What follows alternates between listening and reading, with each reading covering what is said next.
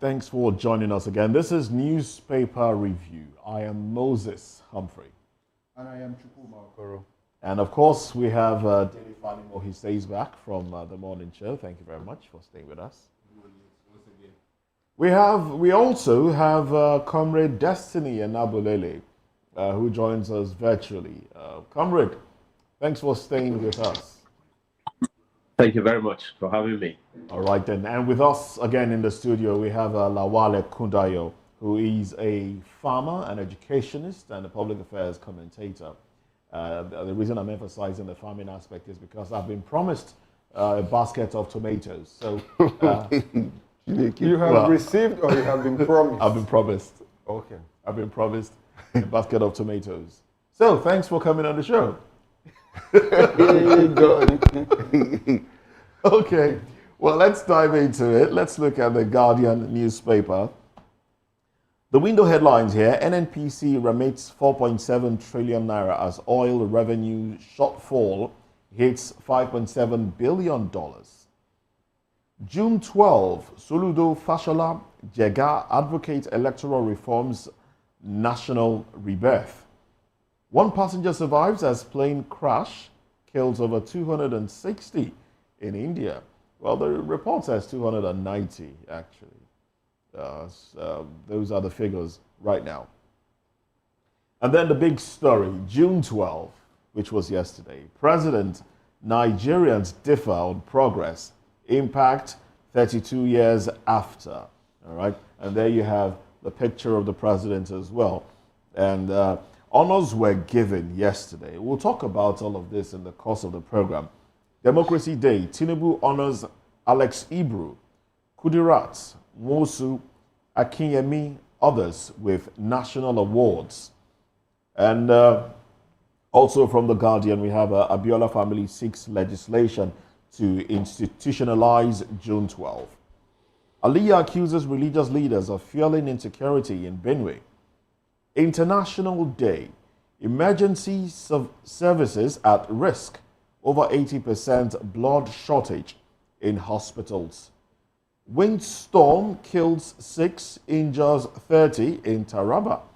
Varsities must score 70% in 4 key areas to get full NUC accreditation, says FG. So let's dive into it. Of course, one of the most important stories here is the June 12 story and the list of those that received national honors. Gentlemen, I'd like us to x-ray this list, and unfortunately there's no barrister here. I would have loved to want to let me know the basis for, honoring people, giving people national honors. On what basis? We have people like Shehu Sani being given a national honor. Shehu Sani. Well, let me reel out a few of the names, of those that were given national honors yesterday. Chief Anthony Anahoro, Chief Abraham Adesoya, Commodore Dan Sulaiman, Chief Arthur Wankwo, Chief Emeka Ezife, Admiral Ndubisi Kanu, Chief Frank Kokori, Chief Bola Ige, Chief Adekunle Ajasin, Chief Ganiu Daudu, Chief Ayo Fasomi, Chief Gani Fawehimi, Chief Olabi Durojaye, Dr. Beko Ransom Kuti, Chima Ubani, General Alani Akinriade, Professor Bolaji Akinyemi, Professor Wole Soyinka, Chief Ralph Obioha, Chief Cornelius Adebayo, Chief Olisa Agbakuba, Femi Falana, Abdul Oro, Senator Shehu Sani, Governor Uba Sani, Chief Olufalaye, Chief Ayo Adebanjo, Chief Ayo Okpadokun, all of these individuals got national honors. There are so many. Well, Dele, I thought you would start with Dele because let's start with you. Okay, you want to start? Should I start? Go ahead. Okay, I should go ahead. Anyway, why I said this because my opinion on the award of national honors is very clear. I think I did say that. Was it yesterday? Yes, yesterday I did say that. But let me repeat myself. You see, I get worried anytime we reel out these national honors because apparently it is to honor people who have in one way or the other contributed to. Outstandingly. Outstandingly. It has to be outstanding. Outlandishly contributed Yes. to making Nigeria. Buhari gave an good honor place. to his photographer the last time before he left office. No, I would prefer that you give a national honor to the woman that sweeps the streets that you and I pass through.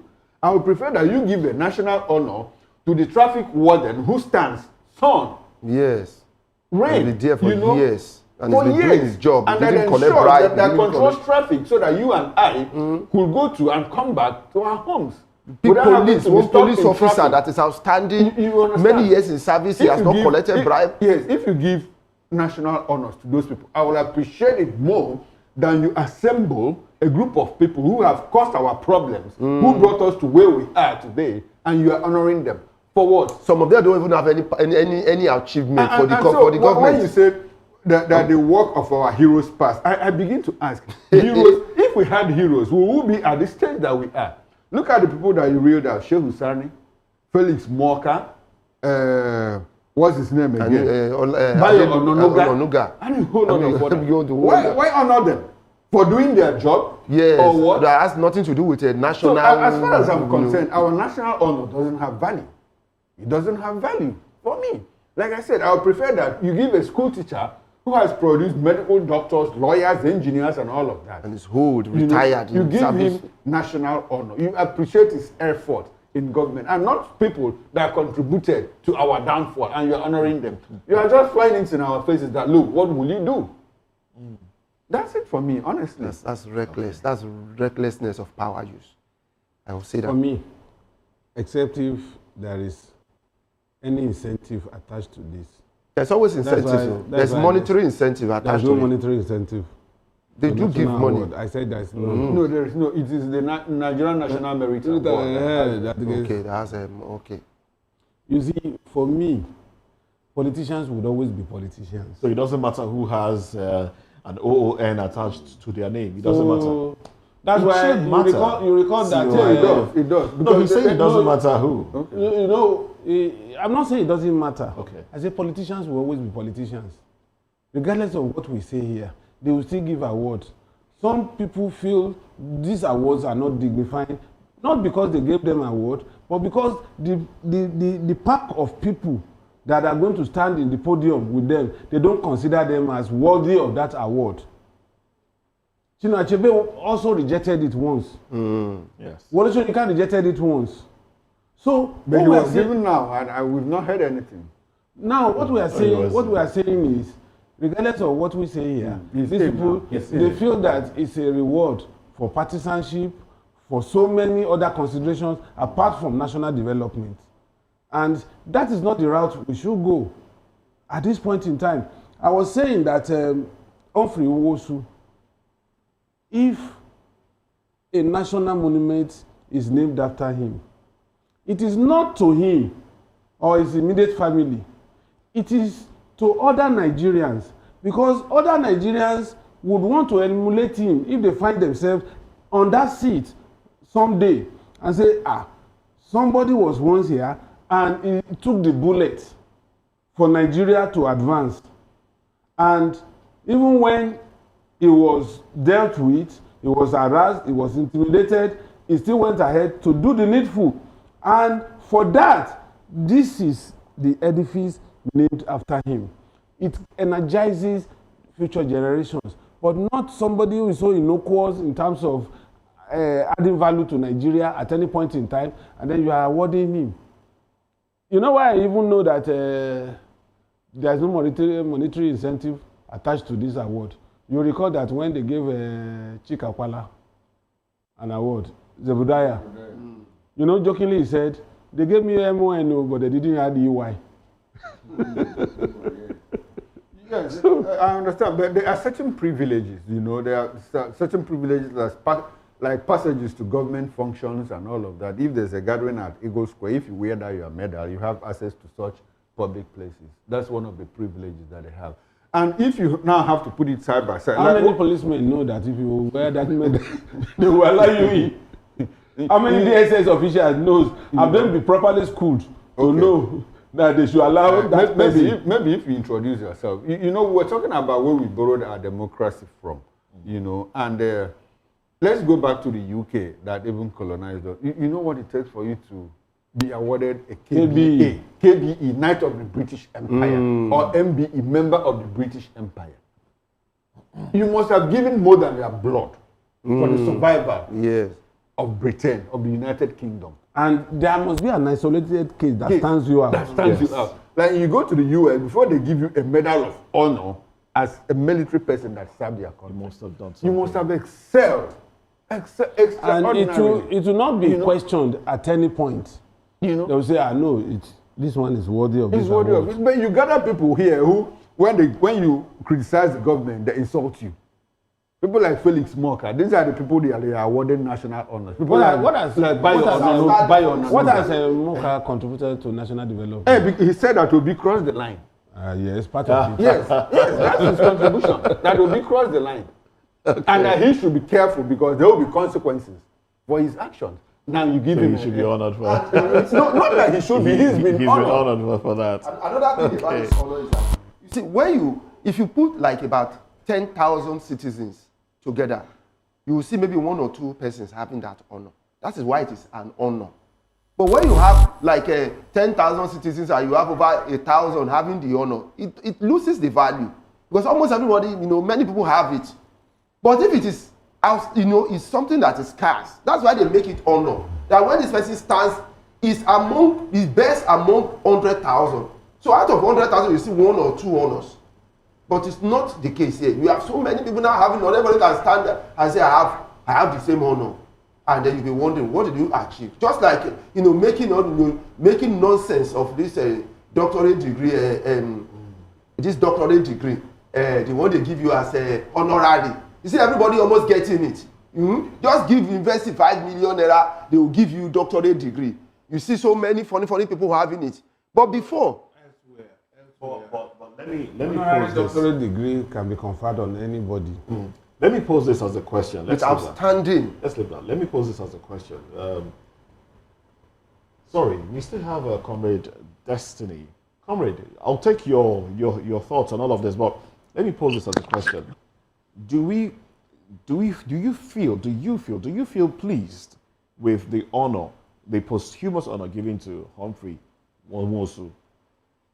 Because the president did. There's a starting point. Yes, now it's over deserving. Do you feel pleased with it? Is this enough? Is this enough appeasement? That's why I said it's a starting What he point. I just mentioned it earlier that there should be a monument, Okay. even if it's INEC headquarters. So, but this maybe this one is a starting point. That center they just renovated in Abuja could be changed to its name now. I was Which expecting center? Which that center in Abuja, that conference ICC. center. They should withdraw it from the president and give it to. They should remove the president's name from it. Yeah. I hope you are not going to be. No. Apart from that, Maybe INEC House, maybe. You know, there was one professor that said that he's not bothered about freedom of speech. He's bothered freedom about after freedom after speech. How they will call and pick me? Nobody will pick you. I mean, this is a democracy, so they should be bothered that we have freedom after speech. Now, that's it. It also doesn't. The International Conference Center also doesn't have a direct correlation, a direct relationship with the democracy that we are talking about. You know, like But this I think that's just an aside. Sorry, let's bring CDS. See, Center for Democratic. Let's Center for bring Democratic. Comrade Destiny into the conversation. Comrade, what are your thoughts? To be very sincere with you, the crop of persons, just as put it by the panelists, it is very undeserving. You made mention of Oka and the rest. If you ask me, you cannot be a judge in your own case. You cannot give a national honor to those that defend a very senseless government. Because of that, your errant boys.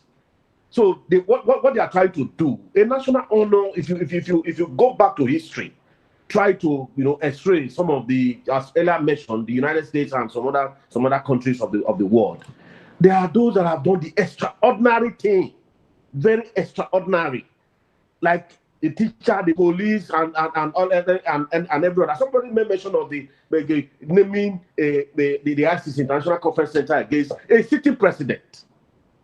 A sitting president. If you talk, they will say because you are not in love with this government.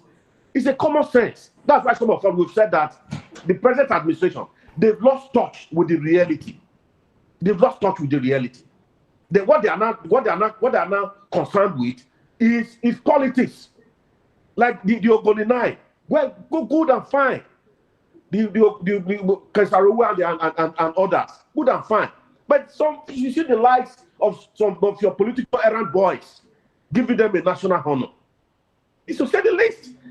So what we portray before the international community, it is some of these pronouncements, some of our behavior, some of our talks that is emanating from the president and the presidency. So for us, a national honor ought to be a thing that you cherished, that you honor, and other persons will want to do more to earn it. But today, for me, if you come into work with you say you want to give me a national honor, I will not accept it. And let me quickly say this. I don't know, I think Okoro said something earlier, that Professor Wole Soyinka has not come up to say to accept it or not. But for me, he's a man that I respect so much. But I know, I can say it here, that he will definitely accept it. But he turned it down once, remember? He turned it down once. He rejected it once. Yeah, that's where I'm going now. He told it before because he said the economy wasn't favorable to average Nigerians. Then the milk price and the dollar exchange, and he said a lot of reasons why he denied, he turned it down that time. But today the economy better off now. Perhaps he's waiting for the public opinion before he can now make a statement. But I tell you for free that he would definitely accept it because this is the government of Egbo. Okay, so what are your thoughts about Humphrey Nwosu and Kent Arawiwa? Yes, for me, I'm from the civil society, from civil society angle. The Kent Arawiwa and others is a well-deserving honor because what they stood for, it wasn't for their immediate self. For me, it's not even enough. The family ought to be paid compensations, monetary compensations, because the family they left behind, they passed through trauma. You know what it takes for you to all of a sudden they cut short the breadwinner of the house. I've experienced it. So for Henry Nwosu, I have been an advocate of honoring Henry Nwosu from the very beginning. Professor Nwosu. Yes. Like one of the panelists said, there's something stop us from naming a national monument after Henry Nwosu, so that others after him will want to emulate him and even surpass what he has done by sticking his neck or country. But if we continue this way to play down those that are contributed their soul, their life to the survival of this country, you see, what you are saying to others is that this country doesn't worth dying for. All right, then. Thank you very much for your thoughts there, Comrade Destiny in Abulele. But the president also, said a few other things, talked about what his administration is doing. The roads are a lot safer now, according to the president. The roads are safer. Security has been beefed up relatively well. And then he wheeled out Nel Fund, Credit Corps, some of the things that his administration has done that is benefiting Nigerians. I even dislike that Nel Fund so seriously. Why? I mean, Don't you think it would give a lot more people who why don't will you have give students money at the moment, but give them what my headache is this: opportunity you want to commit these young children into debt when the assurance of getting a good job when they pass out of the school, when they graduate, is even very slim. I'm telling you, as I'm talking, I have graduates who earn 50,000. Let me say that same graduate has been given a loan of 15 million or 10 million to school. How much will he save from that 50,000 every month No, to but be it able to doesn't meet get up. up to that. It's about just pay school fees and. I told you, it's more than school fees now. So that and schools are basically- Fees and basically upkeep. school yes, and you have Tuition add and- upkeep to it plus some expenses. Now, what I'm talking about is this. Now, schools are taking it as an opportunity to increase. Are you noticing that? Increasing fees, yes. To increase The their schools fees. are increasing the fees. No, I think the fees were increased before NELFON. No, some are increasing after that. Mr. Kunde, school fees were increased before NELFON was rolled out. It was even after that. Fees were being increased. I have 3 undergraduates, my children. It was during the Buhari era and till end of Buhari that fees were increased. So fees has always been increased. But what I'm trying to say is this. This present time now, if you do your research, I have some protests, students protesting in some schools. Even I think one Because nursing of school inflation. I recently. think what is going on is the schools are inflating whatever it is Even- they are even collecting in- I from think- NELFON on behalf of the students. They are inflating increasing it. even this you see electricity why- you bill. see Do you know why they increase the NELFON? electricity bill? I think was it you are So it's you are not paying. just about school fees. You see, why NELFON is not a problem to me is that less than 5% of university undergraduates have access to this NELFON. Parents are still the one paying fees and upkeep for their children. It's an optional thing now. It's optional. In fact, it's even meant for indigent students. It's not open for everybody. It's meant for indigent students. But the question is, how do you now prove that you are indigent? Are there documents that you need to submit to show that, look, your parents cannot clearly on their own take care of your tuition and all of that? Mr. Okoro, let me ask you a question. You have 3 Well, we cannot children. completely- How much is the school fees of each one of them? No, he at can't this answer moment? that on television. Okay, don't answer it on television. Yes. It's just a natural, because you see school fees coming up. Students are complaining because that they are increasing You school also fees. know that Increasing. this increase varies from school to school. So how much do you think a Like student? at the point, wait, Unilag said they were increasing by over 100%, and school fees I- shot look, up to about 400,000 naira. you see, And there is after no way- there so was how much? no- Let me tell you. At the end of the grad, I mean, at the end of the stay in school, how much do you think a student will have borrowed or his expenses to finish the whole program? That's what I'm saying. We When should you look say at like- that now. when You'll be say talking like- millions. Now, No, let me we- tell we, you, we wouldn't be up to 10 million. Not naira. for- Okay, it will be up to 10 million. Okay. Now It somebody. wouldn't be up Let's to- give others an Okay, let me opportunity. just say let me just say 9 million or 8 million. Now look at somebody who's collecting 50,000. This is just now let conjecture. me tell you. Let me tell you. yes. There is no fixed amount for every student, and these students are not paid directly from the NELFON money. The school takes the money on behalf of the student based on the school fee. So Plus if- accommodation. And books. Yes, one let me tuition explain. and Let me books. explain. I'm aware of all this. I didn't subscribe to it, so my son, that is an undergraduate today, is not benefiting from it. But I know that they even give stipend for you to keep up while in school. But the total amount they pay for these fees and other things, in most cases, it's not more than 400,000. Maximum 500 Per session. okay, thank you. You understand? And let's be realistic with ourselves. As at today, if federal government is not subsidizing federal universities, what they are paying is insignificant compared to the market value of what they get. For instance, in UI, for instance, apart from medical students that pay up to 400,000, 350,000, other students in UI don't pay up to 200,000 for a session. And if we still have children in primary school, what a student pays in the university for a whole year, a whole session, is not up to what we pay per In term private schools, in some private schools. in some private schools. What is wrong with this free education that is still in the constitution? It's still there now. Free education is there. So is their right? The section of the constitution that captures free education is the It's not up to directory- university. No, It's up to even under university. the- No, it's it's not up to captured in university. the- It's up to universities. It is captured under section 1, which is, I think, the directive principles of state policy. It's not even justiciable. Yes. You know, you can't go to court on that basis because it's like.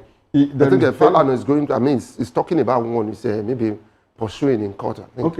Okay, let him go. But Let's it's move on. futuristic to the extent that, look, the hope that in future that every Nigerian child will have access to free education. You know, so. All right, comrade, you want to say something to this story, or should we move on to another story? You see, we must be very sincere. First of all, we must look at the paper plan. And again, we have the data. I'm happy the journalist there, my senior brother said even his son that is undergraduate, that is not, he deliberately did not want his son to benefit. He might be surprised that after graduation, the government might be running after him to come and pay some of the loan that he has collected in ascension. It's possible, because anything is possible in this country. And to add, you've heard some of the revelations from the ICPC, or so to speak, that even some of this money, these students' loan, find their way in the pockets of some politicians, some of the errand boys and the blood brothers to the president. So for us, we must look at it. Are we sincere? It is still out of faith from the very ab initio, from the very beginning. For me, just like I must told the line of my other brother there, the journalist. Yes, if I had to be in his shoe, I won't allow my children or what to enlist themselves for the loan. Although I must tell you, it's not as if they are going to pay. We know Nigerians, so it's all tailored towards 2027. Take it or leave it. It's this politics. We must see. This is exactly what we are saying. You must do a feasibility study if you want to embark on any project or any policy that is futuristic. But today, we just haphazard because we just want Nigeria to clap for us. They are what we call the Hallelujah Project. This is one of the Hallelujah projects. So for me, I have never subscribed to this handout. This is quite sad. And the president, if we are sincere, we must go back to the nitty-gritty. But first of all, lay the foundation.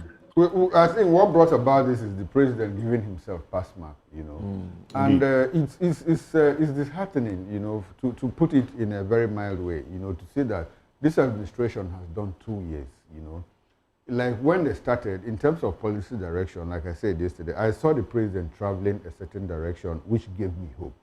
But after 2 years, it's difficult for me to point to one thing that this administration has done, just one thing. And the president has been busy. When he was sworn in, he started with the fuel policy removal and all of that. And after that, the court cases, he was very busy defending himself, right to US, don't release this and all of that. And unfortunately, in just about 2 years of this administration, 2027 seems to be on the radar, on the front burner. Nobody's talking anything about governance again. If you make a comment that, look, the Lagos-Calabar Coastal Highway is not priority, instead of answering, they attack you. If you talk about insecurity, they say, no, we have killed, denigrated. We have denigrated, 133,000 of them. And in the next minute, Nigerians are being killed in their scores. Just one thing that this administration have done from start to finish, I can't point to it. So when during the morning show, Dele said that he has every right to do that, to tell us to our face, to fly all these insults to our face. And I was wondering, but I'm happy too that he went back to say, when they put out these things, it is left for you to know whether what they have told you is true or not. Ojos Okalu told us that the president drives around Abuja at night, to see how Nigerians live and all of that. Maybe he does that same thing whenever he comes to Lagos. So if there are people shielding the president, when he gets stuck, in small traffic within Victoria Land or Ikoyi at night, doesn't he see the president? Will he ever get stuck? No. If he does that, you wouldn't know that he's the president now. Because he will not be in his convoy. Oji told us that the president goes on notice at night in Abuja now. So that means he's not going with his convoy. So if he does something around the Koyi, so it's still Lagos. It's still, exactly. No, that's Lagos. And this is not Lagos. In Abuja, it's still Abuja. If he does that in Lagos, it is probable that he does the same thing. I don't think the president drives around anywhere. He has a lot. That was what the senator told us. The senator doesn't know. Well, because I was expecting him to come to places like maybe Agege or maybe when the president was passing by the airport road, we saw how the road was cordoned off for hours. Even before he left Abuja. Even before he left. From his bedroom. The roads were cordoned off. Nigerians spent hours in traffic waiting for the president. I mean, I know it happens the world over, but there should be some sort of announcement, prior announcement, so Nigerians get to know that okay, we arrange. If you announce it, people that want to kill him will come after him. They don't know. The only thing that there are other access routes now. The moment he's coming, the president is coming to Lagos today, or is going to California today. Plan your movement. They may not tell you the road he will take, but you plan your movement. In case one of the interstate highways is closed or what? Yes. And most times, the president, what he normally does is when he lands, they use the Air Force chopper to lift him to the venue. There are helipads. And that's a decoy. That's a decoy. Okay. Now, everybody had the feeling that he was going to pass through the airport road to Third Mainland and Ikoyi. So if there's a sniper attempting, he would have been waiting while the man is sleeping.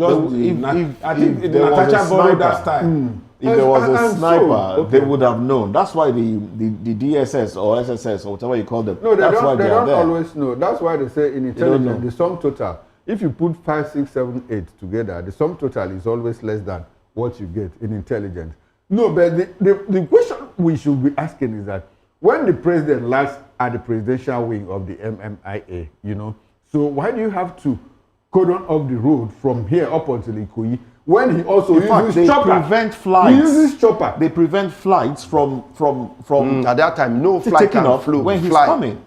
No. And so why would you have to block the road when he uses chopper from the international airport here to his helipad around his area? So all the convoys that you see, pass through, the president is not even there. So of what need is it? Are we sure about this? Do you know that there's a helipad built newly for him around the... He might choose to be on the road a few times. Okay, to see what's going on in Nigeria, maybe. Right? But he'll be driving at really, at top speed, so he may not really have time to see. And they would have cleared everything before he passed now. Everywhere will look neat. I told you here the other day that in Ikoyi, in some roads on Cardinal Olubimi Okoje Way, street lights were on all through the past 2 weeks. All of a sudden, the president left, and then street lights were turned off. That's what I'm saying.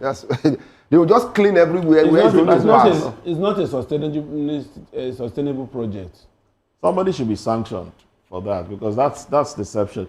Anyway, let's talk about health. And I'm looking at you now because I know this is an area that you're really interested in. Health matters now. There's this headline here: International Day, Emergency Services at Risk, over 80% blood shortage in hospitals. And then the riders to it: voluntary donors wane, slumped to 10% of all contributions. Voluntary donors.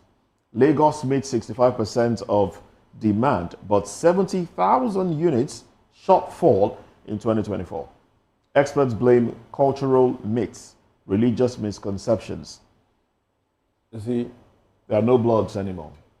You can't get a pint of blood. In fact, a pint of blood now is about 75,000 naira. I have my own comments. Hospitals. I have my comments. Of course, we'll get to you. Okay. We'll get to you. Now, you see, just like the headline read, that is a whole lot of mix. A lot of people are turned back from donating blood. For one, some people now carry high blood pressure and they don't know. The moment you have high blood pressure, you cannot donate blood. The moment you have diabetes, you cannot donate blood. And funny enough, until you get to that point where you are being tested, you may not even know that you have high blood pressure. In some cases. Now, if you have sickle cell, you cannot donate blood. And if you have HIV, and that's what I'm coming to. The percentage of those that have HIV and other STIs quite high. Quite high. And right unfortunately, so people naturally shy away from going to donate so that they won't be detected. They won't be detected. So those factors, then you have the Jehovah's Witnesses. They don't take blood, they don't donate. Then some cultural practices forbids somehow. Do you know that there are some clans that they don't want blood mix like the Israelites?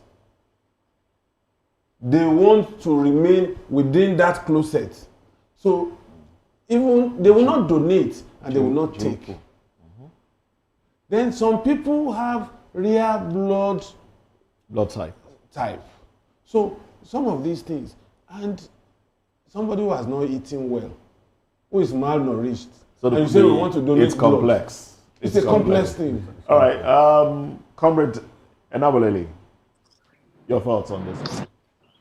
You see, I align with the panelists in total. You see, in this country now, as you speak, let me try to zero it in the last 2 years. I don't know when you say you want to donate blood. They have said it. A man that has not eaten, perhaps eating once a day, 0, 1, 0. And carbohydrate. And carbohydrates too. Thank you very much. Not balanced. So how is going to donate blood? It is sad. So where we find ourselves in this country today, in every sector, in all facets of human endeavor, we are struggling as a people and as a nation. So when these persons, perhaps these characters in the central government, are saying that all is well, I look back. I say, 2 days ago I went to the market. I bought a bunch of plantain, 18,500. I went to the market myself. A plantain, 18,500. And here you are, they are telling you that coming up with classroom papers that everything is well when the rooftop is on fire. They must be sincere to tell us the truth. Let them forget about the politics of 2027 and tell the Nigerians the actual facts. You see, so there's this issue of the president saying that our roads are okay now. Yes. I tell you, in Edo to Lagos, you don't dare it. You don't dare it. The issue of kidnapping. Not forget about the deplorable state. You don't dare it, excepting maybe before you leave your house, you must call your pastor to help you join you in fasting before you're back on from Benin to Abuja. That is the gospel truth. I'm not trying to be political. You are a journalist. You can do your investigative journalism. You can come to Edo, from here, you'll take the road from here to Abuja. When you come back, you will come and say, Destiny, indeed, he has said it. So for us as a nation, everything is not politics. There are some areas you tell the citizens, yes, look, this XYZ, so that they will know how to plan their life. Not telling me that all is well, that food in the market, they are gradually reducing. And me, foolishly, I'll go to the market thinking that their classroom talking at their professor telling them what to say, I'm thinking that it is true. It's not realistic. It's not there. I'm a realist. So for us, as a people, I want to appeal. I continuously appeal. Because today is the president and the Bob brothers. Tomorrow, we don't know whose turn is it. Maybe it might be the turn of my brother from the southeast. We must try to do it because what is good for the goose is equally good for the gander. Let me say this: there's a saying that once an autocrat finishes with you, you are the first to fall. Those that are singing praises today, I don't want to make mention of someone before the president came on board that was singing praises of him, left, right, center. But I have to speak very just now. So for me, I want to appeal to average Nigeria. If you are close to those in power, I have been there as a local government chairman. I work free without police. Today I work free. I'm going to my village and I'm going there alone. It's not as if I don't have voice. But you must look at it. You must live within the precepts of the people, so that the people will accept you, so that the people will know the reality, so that when you are talking from because you've been informed, you've been there, not the one that you've been brainwashed or perhaps the one they feed you with. I think one of the panelists earlier said it, that while he was with one of the governors, that there was a certain hospital that it was a deplorable state, but they told the governor that it was okay. You see, once they are in power, they completely lost touch with the people. That is the problem of Nigeria.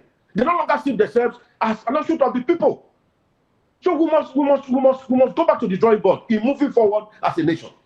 As I speak very just now, all is not well with us. That is my own, and that is the view of the majority of Nigerians. All right then. Quite verbose he's been. Can I say something about that? Go ahead. The health. Another thing is this. Have we looked at the monetary aspect of this? Because some people will be thinking, monetary aspect? Yes, of this blood donation. Because the donation is free.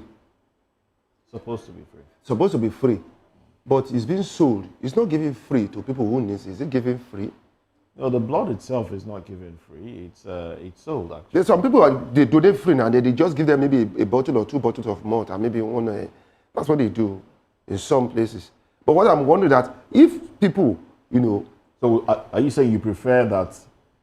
So if those they that come donate to free, donate they're are supposed to be paid for? given to people free now. So why? Because some people will be wondering, okay, if I donate free and it's being sold at this high amount, because I remember my own sister too got blood, we had to buy blood for her around that, like about 8 years ago, for I think 30-something thousand, you had to give blood. I love to donate blood. It's not a problem. Some people will be wondering that what I donate, but it's sold now. It's supposed to be free. So if I want to save life, why are you monetizing it? I think there are also people who sell blood. It's not all donation that is free. No, if it is an arrangement, Okay. personal arrangement. Okay. For instance, if somebody needs blood from your end, and maybe the request is a rare one, and you find somebody, and because of the emergency situation you find yourself, if that person says, I'm going to collect money, you don't have a choice, but it's not known officially to the person. It's not official. Okay. but Yes. it's- Beyond the blood bank. I think you have raised a very pertinent point. You see, some I of quite this agree blood. with him. No, yes, he said something good. And again, if you go to some of these hospitals, for example, when my wife had my last child in one of the general hospitals here in Lagos, the condition, for acceptance is that You must donate you blood. must donate blood. Yes. So as at that time, I donated 2 pints of blood, and I was like 2 pints. And they may not use that. And they didn't use They it. will And use then it. they didn't use stop And that it will one. be in the blood bank. And it will And be they sold. would have, they would have send it to somebody who needs it. So it could also be one of the reasons why people are discouraged. Yeah. But essentially, a lot of people run away from the fact that, look, if I'm going to donate blood, they are They going will to test my HIV status. not only HIV, hepatitis B and C, Yes. and all of that, and kidney, liver function, and all of that. Maybe With the But I think usage we need to of, educate the public that it is even better for you to know your status, Your status. so that you can begin on Yes, time to yes. work towards control saving it, your yes, life. manage it, and you live Not when longer. HIV become full-blown AIDS And and that by person then, dies start off. looking for people in the village that caused it. All right, then some more headlines here. NNPC. Yes, let's wrap up with this one. NNPC remits 4.7 trillion naira as oil revenue shortfall hits $5.7 billion. Comrade Onabulele, let me start with you on this one. What are your thoughts? Or would you prefer I go a little deeper into the story? Yes, yeah, Okay. please. So here is the headline here. NNPC remits 4.7 trillion naira as oil revenue shortfall hits $5.7 billion. Nigeria fails to meet OPEC budget oil production quotas. Now, losses to oil production targets yesterday hit $5.7 billion, which is about 8.7 trillion naira in the first 5 months of 2025 as the Nigerian National Petroleum Company Limited, NNPCL, remitted 4.7 trillion naira to the Federation account in the first 3 months of the year. Data released by the Nigerian Upstream Petroleum Regulatory Commission, NUPRC, and NNPCL showed that Nigeria has, for the 5th consecutive time this year, failed to meet crude oil production quotas set by the Organization of Petroleum Exporting Countries, OPEC, as well as its own budget benchmark, leaving the 2025 budget with a $5.7 billion deficit over 5 months from the oil sector. I think that will be just that should give you an insight into what the story is about. Well, rather than improving output, output actually declined slightly from April 1st. From April to May, there's been a decline in the output. Now, the daily average oil production in May was 1,657,453 barrels per day. It goes on and on. We can't take the entire story here, but what are your thoughts? You want to say something? No. Go ahead. You see, that is where that is where we find ourselves again. You see, the NNPC and whatever corporation that surrounds the exploration and whatever that regard the Nigerian oil industry is a court. It's a court. It's only known to them. I'm happy now that the president is the minister of petroleum. So you should be able to tell us. I think one of the reasons that are due to them removing Fubar was that our oil pipeline is being threatened. So why now that they are now experiencing another declining in the Nigerian oil sector? So that is not, you see, because over time, again, we are living a rentier lifestyle. Rentier, you see, rent and that is I said it some time ago.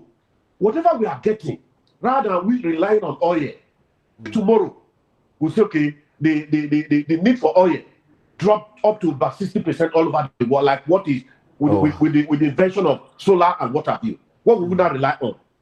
Big question. What will we rely on? That's the big question. What are we going to rely on? Well, some have said there should be focus on agriculture now, and that we should boost that sector as well. Well, this would be a good place to anchor the conversation. Big thanks to you, Comrade Destiny and Abulele. We appreciate you for staying with us all the way from VOP this morning, right into Newspaper Review. Thank you very much. Pleasure. Big thanks to Lawale Kundayo for joining us on the program, and also thank you to Daily Fanimo, a seasoned reporter, for joining us. Well, it's going to be at 6 p.m. 6 p.m. Yes. And Barrister Darlington will join me in the studio here in Lagos so that we can discuss extensively Nigeria's 26 years of democracy. All right. You don't want to miss out on that one. The promises to be interested. Well, that's it on the show. On behalf of the backroom staff, I am Moses Humphrey, wishing you a beautiful day. Bye for now.